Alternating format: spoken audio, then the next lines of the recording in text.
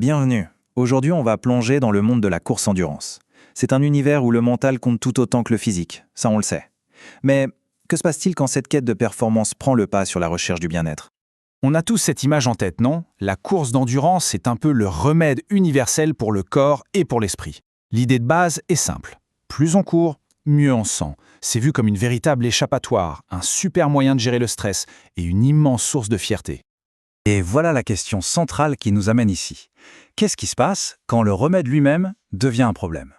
Quand la course à pied n'est plus une source de joie, mais une sorte de compulsion? Dans l'imaginaire collectif, les athlètes d'ultra-endurance, ce sont des modèles de force mentale. On les voit comme des personnes hyper résilientes, équilibrées, presque invulnérables sur le plan psychologique grâce à leur sport. Et pourtant, une étude vraiment étonnante menée par le Trinity College de Dublin vient complètement bousculer cette image un peu parfaite. Elle suggère que chez les marathoniens les plus assidus, la santé mentale ne suit pas toujours le rythme des performances. Et pour bien comprendre l'importance de tout ça, il faut savoir que cette recherche, elle n'est pas sortie de nulle part. Elle a été publiée dans une revue très sérieuse, Acta Psychologica. Ça lui donne une vraie crédibilité scientifique. Alors qui sont ces coureurs qui ont été étudiés? Parce qu'évidemment, la qualité d'une recherche dépend énormément des personnes qu'on observe.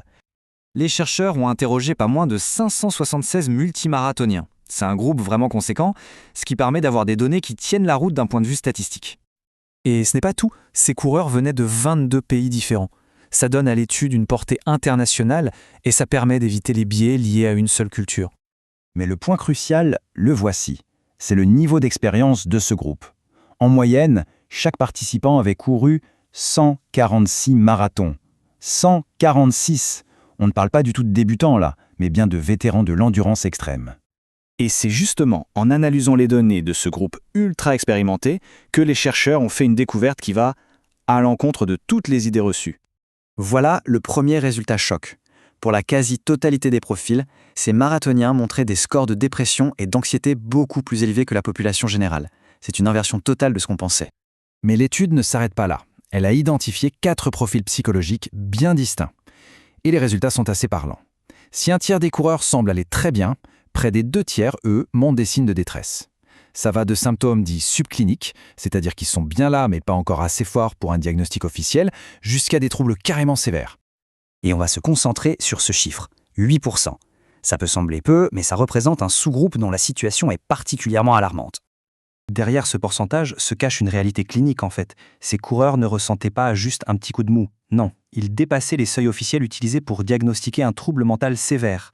Pour une population qu'on voit comme un modèle de santé, c'est une révélation assez troublante.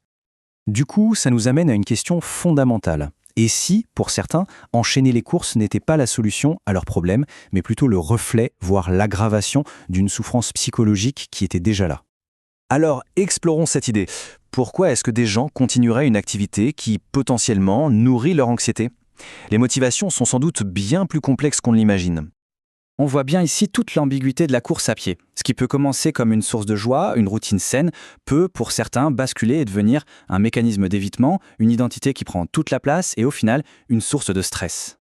L'auteur principal de l'étude, Leo Lundy, qui est lui-même un coureur d'ultra-endurance, résume le problème à la perfection. Quand l'habitude devient un mécanisme d'adaptation plutôt qu'une source de plaisir, l'épuisement et l'anxiété ne sont jamais très loin. C'est ce que les chercheurs appellent le piège identitaire.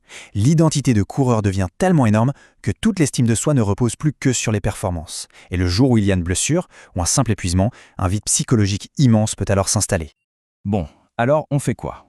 L'étude, heureusement, ne se contente pas de faire un constat alarmant. Elle ouvre aussi la voie à une réflexion qui est devenue nécessaire sur la culture de la course à pied.